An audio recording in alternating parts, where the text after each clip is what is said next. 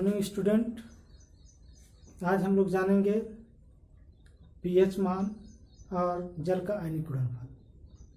तो इसके लिए सबसे महत्वपूर्ण जो चीज़ है उसको पहले जानना है।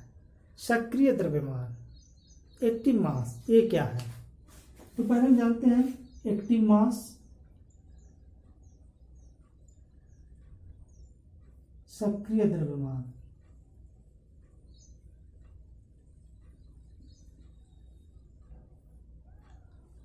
तो पहले इसकी परिभाषा देख लें।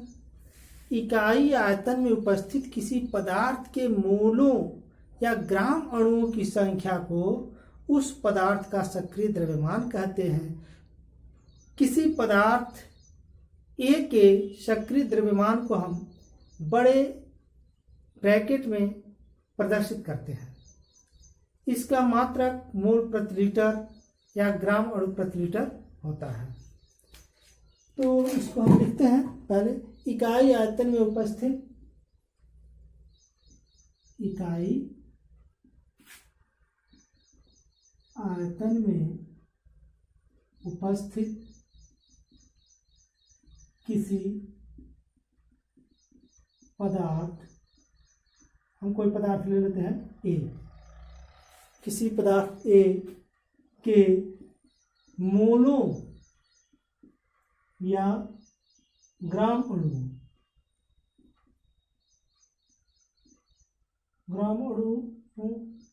की संख्या को उस पदार्थ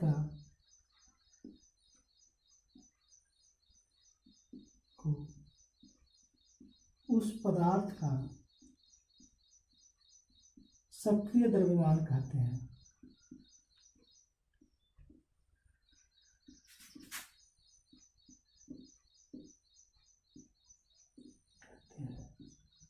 इसे बड़े कोष्ठक में प्रदर्शित करते हैं।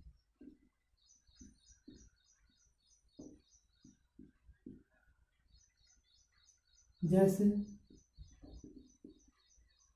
ए पदार्थ ए का सक्रिय द्रव्यमान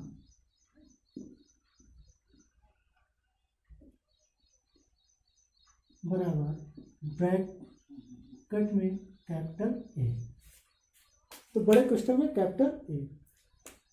इसका मात्रक, सक्रिय द्रव्यमान का मात्रक, सक्रिय द्रव्यमान का मात्रक मोल प्रति लीटर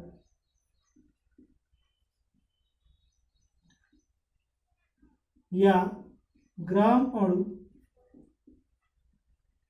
प्रति लीटर होता है। तो सक्रिय द्रव्यमान, किसी पदार्थ का सक्रिय द्रव्यमान को बड़े कोष्ठक में प्रदर्शित करते हैं। यह क्या बताता है? इकाई मतलब 1 लीटर बिलियन में, या आयतन में यहाँ लिया गया है तो कोई जलीय माध्यम के लिए लिया गया है। तो किसी पदार्थ के इकाई आयतन में उपस्थित किसी पदार्थ ए के मोलों या ग्राम अणुओं की संख्या को उस पदार्थ का सक्रिय द्रव्यमान कहते हैं। जैसे आप मान लें कि हमारे पास 1 लीटर कोई बिलियन है और इस बिलियन में कोई पदार्थ घोला गया है, पदार्थ है, कोई पदार्थ ए है, ए का 5 मोल घोला गया है। तो 1 लीटर बिलियन में पदार्थ ए का 5 मोल घोला गया है।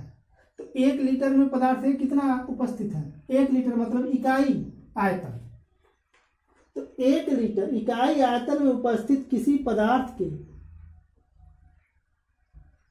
पदार्थ या उसका नाम दिया गया है, इकाई आयतन में उपस्थित किसी पदार्थ के मोलों या ग्राम अणुओं की संख्या को उस पदार्थ का सक्रिय द्रव्यमान कहते हैं। तो 1 लीटर में पदार्थ ए का कितना मोल है? तो 5 मोल। तो ए के सक्रिय द्रव्यमान को प्रदर्शित करेंगे कैपिटल ए बड़े ब्रैकेट में, और यह हो गया 5 मोल प्रति लीटर, मोल प्रति लीटर। तो 1 लीटर में पदार्थ ए की कितनी मात्रा घुली हुई है वही हमको बताना है। किसमें बताना है? मोल प्रति लीटर में या ग्राम अणु प्रति लीटर में। तो किसी पदार्थ के इकाई आयतन में उपस्थित उस पदार्थ के मोलों या ग्राम अणुओं की संख्या को उस पदार्थ का सक्रिय द्रव्यमान कहते हैं। अब इसी प्रकार हम समझ सकते हैं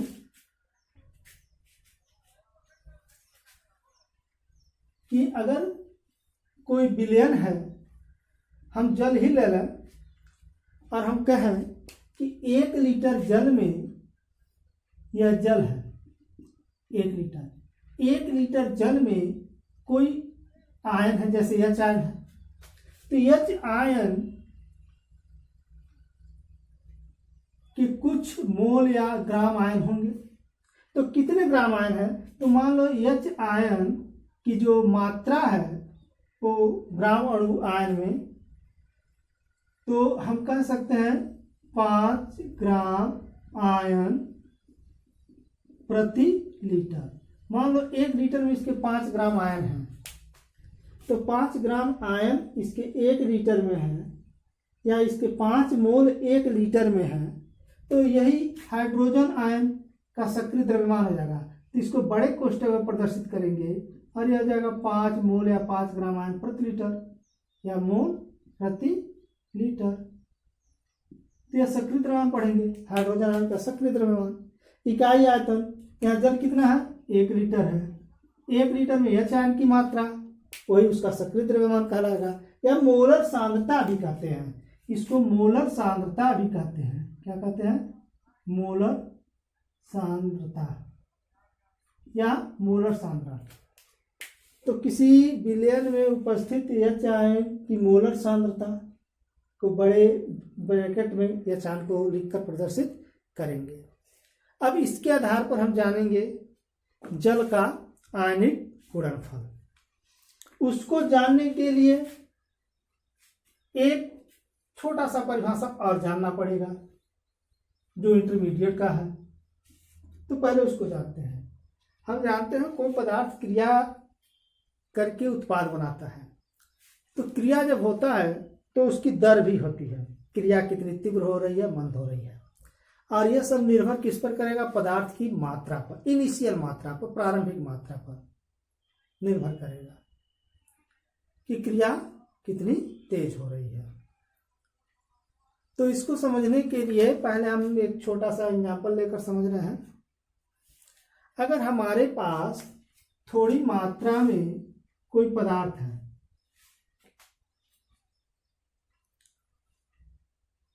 तो इसको यदि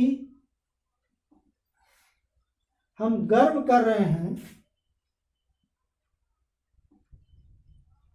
ये कोई पदार्थ A है, थोड़ी मात्रा में गर्म करने पर यह पदार्थ B बना रहा है, प्लस कोई और पदार्थ बना रहा है। तो इसकी मात्रा अगर कम है तो B कम बनेगा, C और कम बनेगा। कम है तो अब क्रिया धीरे धीरे होगी, A अधिक है तब क्रिया तीव्र होगी। यहाँ पर यह समझना है कि जब अभिकारक अधिक मात्रा में होंगे तो अब क्रिया तीव्र होगी, अभिकारक की मात्रा कम हो जाएगी तो अब क्रिया की दर भी कम हो जाएगी।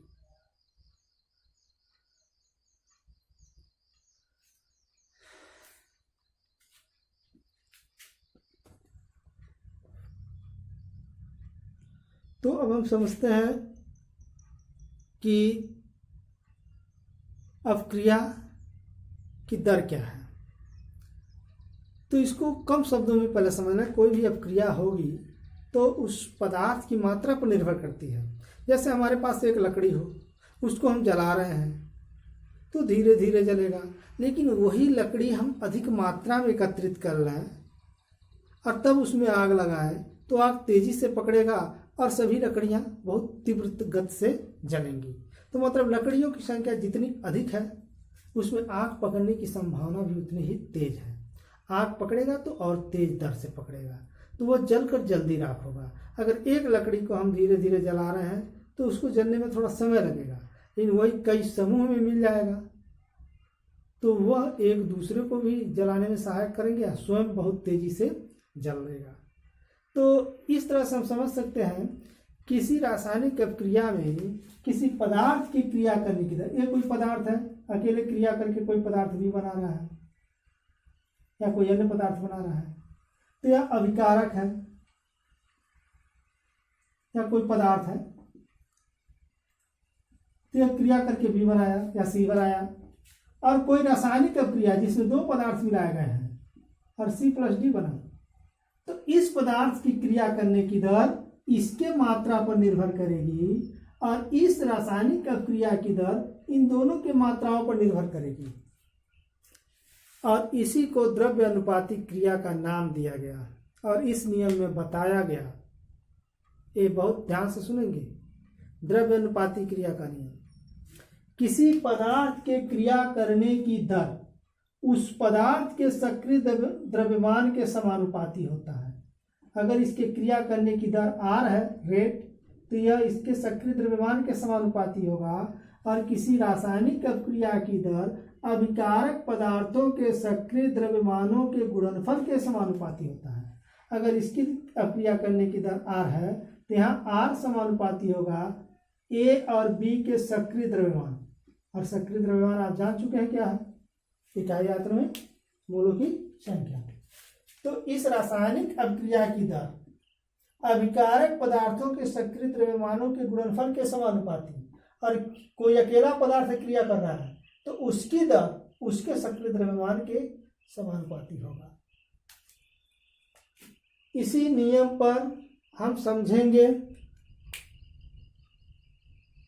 जल का आयनिक गुणनफल।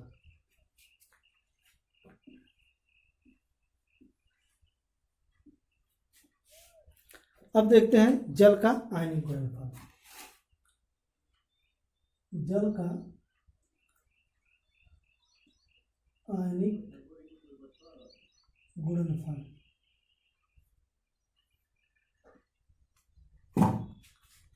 तो जल का आयनिक गुणनफल हम जानते हैं कि 25 डिग्री सेल्सियस ताप पर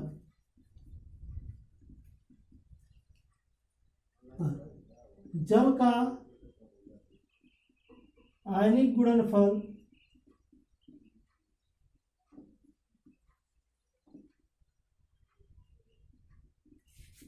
KW 10⁻14 होता है,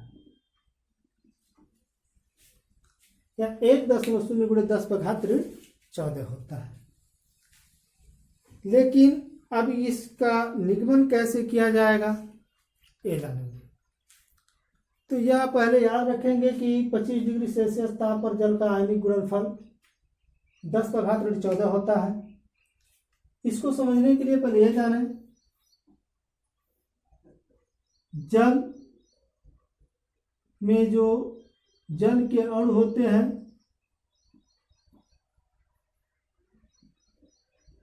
या बहुत अधिक होंगे, इनमें से कई लाखों में से 1-2 अणु अपने आयनों में टूट जाएगा।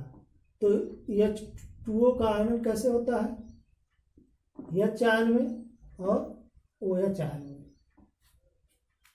H आयन OH आयन पुनः यह संयोग करके अनायनिक H2O बनाएंगे। तो ऐसे लाखों अणुओं में से कोई एक अणु H2O का वियोजित होता है और यह एक H आयन देगा, एक OH आयन देगा। ये दोनों मिलकर पुनः एक H2O बना लेंगे, मिलेंगे। तो इस प्रकार इसके कई लाखों अणुओं में से एक अणु वियोजित होगा। तो यह बहुत अल्प आयनित है, अल्प आयनिक H2O है, लेकिन आयनन हो रहा है। तो विलयन में H आयन और OH आयन तो है। H आयन की जो मात्रा होगी इकाई आयतन में, उसको हम इस तरह प्रदर्शित करेंगे सक्रिय द्रव्यमान के रूप में। OH आयन की जो मात्रा होगी वो सक्रिय द्रव्यमान के रूप में। तो यहाँ यह देखना है कि जो भी विलयन है उसमें जो H2O का आयनन हुआ है, जितना H आयन होगा उतना OH आयन होगा। क्योंकि एक H2O के आयनित होने पर एक H आयन एक OH आयन है। तो विलयन में जो इसका मोलर सांद्रण होगा वही मोलर सांद्रण इसका भी होगा। तो यह विलयन में H आयन और OH आयन बराबर होंगे। किस विलयन में? केवल ये जल है, शुद्ध जल, इसमें और कुछ नहीं है। अगर ये इसमें केवल शुद्ध जल है तो इसमें H आयन OH आयन बराबर होंगे। और यह क्या प्रदर्शित कर रहे हैं? इनके सक्रिय द्रव्यमान। अब इसी को आधार बनाकर हम जल का आयनिक गुणनफल ज्ञात करेंगे, उसका सूत्र ज्ञात करेंगे।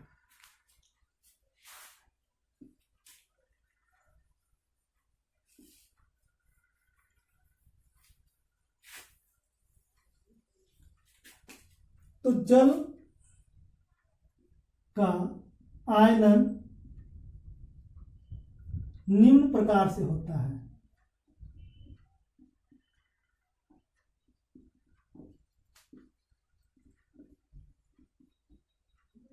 H2O यह एक उत्क्रमणीय अपक्रिया है। उत्क्रमणीय अपक्रिया का चिन्ह है जो यह बताता है कि H2O का आयनन हुआ और H आयन OH आयन बन गए। और यह रिवर्स वाला बता रहा है कि ये दोनों आयन मिलकर पुनः H2O बना लिए। तो इस प्रकार यह बनने की दर और टूटने की दर, अर्थात आयनित होने की दर और संयोग होकर पुनः अनायनित अणु बनाने की दर, दोनों, इधर का दर R1 माना, इधर का दर R2 माना, तो दोनों एक साथ चलते हैं। और इस प्रकार यह इतना फास्ट होगा कि यह साम्यावस्था को प्राप्त कर लेता है। पता ही नहीं चलता है कब टूट रहा है कब बन रहा है, दोनों क्रियाएं एक साथ। तो यह होती है साम्यावस्था। अब इस समय टूटने की दर और बनने की दर दोनों बराबर हो जाती है। तो यहां पर हम लगाएंगे द्रव्य अनुपाती क्रिया का नियम। तो द्रव्य अनुपाती क्रिया के नियम के अनुसार, द्रव्य अनुपाती क्रिया के नियम अनुसार जो अभी आपको बताया है, किसी पदार्थ के क्रिया करने की दर उसके सक्रिय द्रव्यमान के समानुपाती। तो यह इधर कोई अकेला पदार्थ है तो इसके क्रिया करने की दर R1 समानुपाती होगा इसके सक्रिय द्रव्यमान के। और इधर से देखेंगे जब अब क्रिया हो रही है तो इधर 2 है तो इसकी दर R2 जो होगी वह समानुपाती होगी दोनों के सक्रिय द्रव्यमानों के गुणनफल के। और चूंकि यह इतनी फास्ट हो रही है कि साम्यावस्था को प्राप्त हो जा रही है, बढ़ने की दर टूटने की दर बराबर, तो साम्यावस्था पर, साम्यावस्था यह एक ऐसी अवस्था है जिसमें दोनों तरफ से अपक्रिया बराबर दर्शाती है। तो साम्यावस्था पर दोनों दर बराबर हो जाएगा, R1 बराबर R2। तो इससे पहले यहां पर देखें यह समानुपाती का चिन्ह है तो हम इसको हटा सकते हैं। तो R1 बराबर K1 active mass of H2O लिख सकते हैं। इसको लिख सकते हैं R2 K2, R2 equal to K2 into active mass of HI into active mass of OHI। ये समीकरण नंबर 1, ये समीकरण नंबर 2। और यह साम्यावस्था पर कंडीशन बना दिए कि दोनों दर बराबर होगी। अब इसमें R1 R2 का मान रख दें तो मिलेगा क्या? K1 H2O equal to K2 active mass of HI active mass of OHI। अब यहाँ देखा K2 को इधर करना है K1 बट्टे K2 और H2O को जो सक्रिय द्रव्यमान भाग देना है तो यह बचेगा HI OHI और बट्टे H2O K1 बट्टे K2। यहाँ पर बता दें यहाँ K1 और K2 क्या है? यह अग्र क्रिया है, आगे पहले इधर से हो रही है, यह पश्चात क्रिया है। तो K1 अग्र क्रिया का वेग स्थिरांक है, K2 पश्चात क्रिया का वेग स्थिरांक है। तो अब हम R1 R2 लगा दिए, साम्यावस्था पर दोनों दर बराबर हो जाती है। तो यह R1 R2 का मान यहाँ पर सब्स्टिट्यूट करेंगे तीसरे समीकरण में, पहले और दूसरे से, तो हमको इस प्रकार का समीकरण मिलेगा। हम पक्षांतरित करके K1 K2 को एक तरफ करेंगे और पदार्थ के सक्रिय द्रव्यमानों को एक तरफ कर देंगे। तो हमको यह मिल गया। और यह एक कांस्टेंट है, तो यह एक नया कांस्टेंट हम के लिख सकते हैं। तो हम लिख सकते हैं के बराबर active mass of HI into OHI but active mass of H2O। यहाँ पर के एक नियतांक है। अब इसको हम आगे बढ़ाते हैं, ऊपर से थोड़ा ऑफ कर रहे हैं। अब जब आ गया K equal to H ion concentration into OH ion concentration बट्टे H2O कंसंट्रेशन। अब चूंकि जल का सक्रिय द्रव्यमान स्थिर होता है, इसलिए हम लिख सकते हैं, यहाँ लिखेंगे चूंकि एक्टिव मास ऑफ H2 स्थिर होता है, इसलिए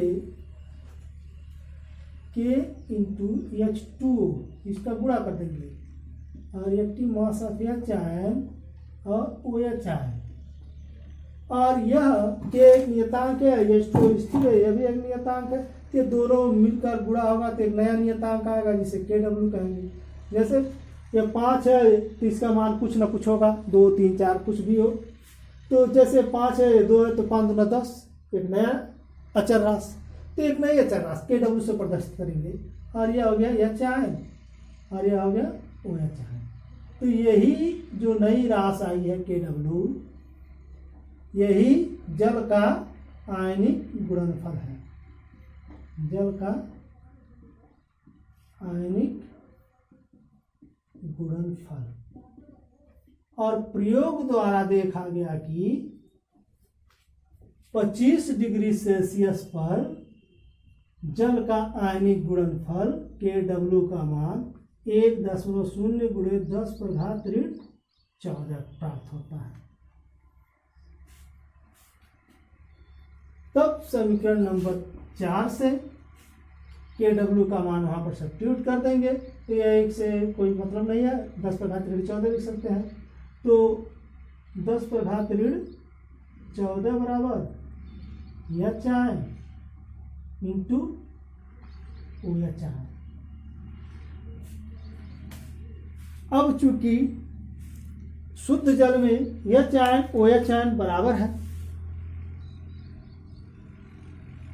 तो बराबर है तो H आयन का कंसंट्रेशन कितना होगा। इसलिए चूंकि शुद्ध जल में H आयन कंसंट्रेशन बराबर OH आयन कंसंट्रेशन। क्या समझा, A और B 2 है और दोनों का गुणनफल 10⁻14 है। यदि A और B दोनों बराबर हो तो A स्क्वायर हो जाएगा, और जब A स्क्वायर हो जाएगा तो उसका मान 10⁻14 है। तो A का मान कितना होगा 10⁻7।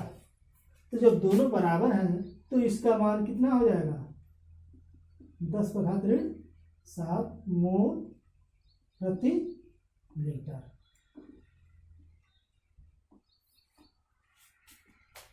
तो शुद्ध जल में H आयन OH आयन बराबर होते हैं। अगर इसके बाद आपको कोई प्रॉब्लम हो रही है तो हमें कमेंट में बताएं, हम उसका समाधान करेंगे। इसके बाद हम अगले वीडियो में pH मान को देखेंगे।